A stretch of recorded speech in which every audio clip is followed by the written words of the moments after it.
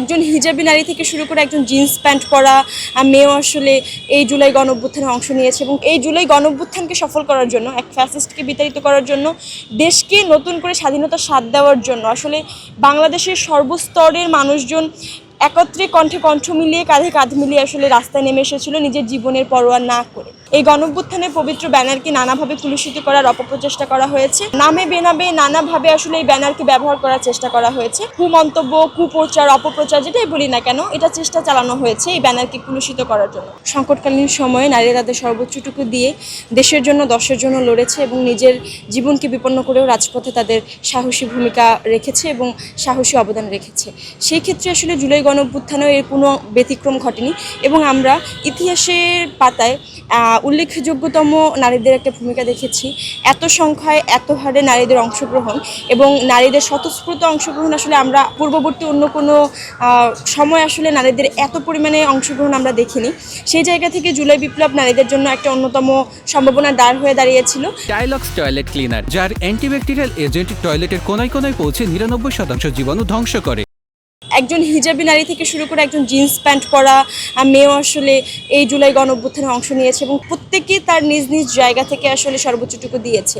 ইতিহাসে চিরাচরিতভাবে আসলে নারীদেরকে দেখা হয় যে নারীরা দুর্বল, নারীদের প্রতিরোধী ভাষা নেই, নারীদের প্রতিবাদী কণ্ঠস্বর নেই, কিন্তু সেই সকল ধরনের অভিযোগকে আসলে মিথ্যা প্রমাণ করে নারীরা দেখিয়েছে তাদের সহকর্মীকে কিভাবে প্রিজন ভ্যানে উঠানো থেকে বা কিংবা পুলিশের হাত থেকে রক্ষা করতে হয়, কিভাবে মিছিলের সামনে সারিতে থেকে সহযোদ্ধাদের ঢাল হয়ে দাঁড়াতে হয়, কিভাবে আসলে নারী মানে মমতা, মায়ের মমতাকে বজায় রেখে আসলে রাস্তায় পানি বিতরণ থেকে শুরু করে খাবার বিতরণ করে এই আন্দোলনে শক্তি যোগানো যায়, কিভাবে আসলে ঘরে থেকেও আমরা দেখেছি বহু মা আমাদের জন্য প্রার্থনা করেছে। অনেক সময় আমরা এটাও দেখেছি যে আসলে একজন মা জানলা থেকে আসলে আমাদেরকে লাঠি দিচ্ছে, পানি দিচ্ছে, খাবার দিচ্ছে। তো আসলে নারীরা সর্বাত্মকভাবে সব জায়গায় তাদের সর্বোচ্চটুকু দিয়ে এই গণঅভ্যুত্থানে ভূমিকা রাখার চেষ্টা করেছে এবং এই গণঅভ্যুত্থানে সফল করার জন্য নারীদের ভূমিকা আসলে অনস্বীকার্য ছিল এবং তাদের যেই ভূমিকা, তাদের যে অংশগ্রহণ, সেটা আসলে ইতিহাসের পাতায় একটা গুরুত্বপূর্ণ অংশ হিসেবে থাকবে।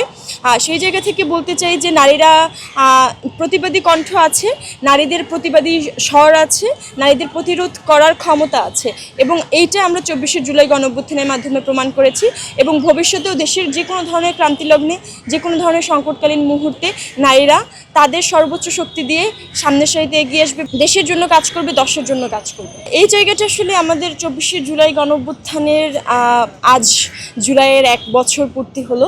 আমরা আবার নতুন করে জুলাইয়ে ফিরেছি, জুলাইয়ে পদার্পণ করেছি। সেই জায়গা থেকে যদি বলতে যাই, যারা আসলে জুলাইয়ে সম্মুখ সারিতে থেকে নেতৃত্ব দিয়েছে, জুলাইকে সংগঠিত করেছে, তাদের ক্ষেত্রে আসলে আমরা যেটা দেখে এসেছি যে এখনও আমাদের কাছে মনে হয় না যে একটা বছর পেরিয়ে গেছে। আমাদের কাছে যদি স্মৃতিচারণ করতে যাই তাহলে মনে হয় এটা খুব সম্ভবত গত মাসের কথা কিংবা 1-2 সপ্তাহ আগের কথা বা আগের ঘটনা বলে মনে হয়, কারণ আমাদের স্মৃতিতে এই বিষয়গুলি এতটাই অমলিন হয়ে রয়েছে। সেই জায়গা থেকে যদি বলতে চাই যে জুলাই গণঅভ্যুত্থানে নেতৃত্বদানকারী সকল তরুণী আসলে ছাত্র ছিল কিংবা মানে বৈষম্যবিরোধী ছাত্র আন্দোলনের মাধ্যমে এই জুলাইয়ের গণঅভ্যুত্থানে নেতৃত্ব দেওয়া হয়েছে, কিন্তু এই নেতৃত্ব সফল করার জন্য, এই জুলাই গণঅভ্যুত্থানকে সফল করার জন্য, এক ফ্যাসিস্টকে বিতাড়িত করার জন্য, দেশকে নতুন করে স্বাধীনতার স্বাদ দেওয়ার জন্য আসলে বাংলাদেশের সর্বস্তরের মানুষজন একত্রে কণ্ঠে কণ্ঠ মিলিয়ে, কাঁধে কাঁধ মিলিয়ে আসলে রাস্তায় নেমে এসেছিল নিজের জীবনের পরোয়া না করে। সেই জায়গা থেকে 1 বছর পরে বৈষম্যবিরোধী ছাত্র আন্দোলনের গ্রহণযোগ্যতা নিয়ে যদি প্রশ্ন আসে, সেক্ষেত্রে আমরা আসলে বিভিন্ন সময় বিভিন্নভাবে দেখেছি এই গণঅভ্যুত্থানের পবিত্র ব্যানারকে নানাভাবে কুলুষিত করার অপপ্রচেষ্টা করা হয়েছে। নামে বেনামে নানাভাবে আসলে এই ব্যানারকে ব্যবহার করার চেষ্টা করা হয়েছে এবং বলা যায় যে সিরিজ আকারে পরম্পরায় আসলে এই ব্যানারকে নিয়ে নানা ধরনের কুমন্তব্য, কুপ্রচার, অপপ্রচার যেটাই বলি না কেন, এটা চেষ্টা চালানো হয়েছে এই ব্যানারকে কুলুষিত করার জন্য। সেই জায়গা থেকে আসলে আসলে বলতে গেলে যে বৈষম্য বিরোধী এমন একটা ব্যানার ছিল, যেই ব্যানারে আসলে বাংলাদেশের সর্বস্তরের মানুষকে একত্রিত করা সম্ভব হয়েছিল, যেটা বাংলাদেশের ইতিহাসে যদি বলতে চাই সেটা অনন্য এবং বলা চলে প্রথম। কেননা অন্য কোনো সময় আমরা দেখিনি যে দল মত, জাতি, ধর্ম আর রাজনৈতিক পরিচয় ভুলে সবাই আসলে এক ব্যানারে সবাই একাত্মতা ঘোষণা করতে পারেনি, জুলাই যেটা পেরেছিল। তো সেই জায়গা থেকে এই ব্যানারের ঐক্য যদি বিনষ্ট করা যায়, কিছু মহলের আসলে সুবিধাবাদী মহলের খুব সুবিধা হবে বলে আমার কাছে মনে হয়। সেই জায়গা থেকে তারা এই ব্যানারকে নিয়ে নানা ধরনের অপপ্রচেষ্টা এখনও চালাচ্ছে। তো ওই জায়গা থেকে দাঁড়িয়ে যদি বলতে যাই, এখনও আসলে অনেকেই এই জুলাইয়ের ব্যানারকে নিয়ে আশাবাদী, প্রশ্ন রাখছে এবং এই ব্যানারের দিকে তাকিয়ে আছে। কেননা তাদের এখনও আশা যে এই ব্যানার থেকে, এই বৈষম্যবিরোধী ছাত্র আন্দোলনের এই প্ল্যাটফর্ম থেকে এখনও নতুন করে আমরা একটা ঐক্য করব, নতুন করে বাংলাদেশ গড়ার প্রত্যয় নিয়ে আগাবো। তো সেই জায়গা থেকে এই জিনিসগুলোকে আমরা সম্ভাবনা হিসেবে দেখি এবং এই সম্ভাবনাকে সর্বোচ্চভাবে আমরা কাজে লাগানোর প্রত্যয় ব্যক্ত করি।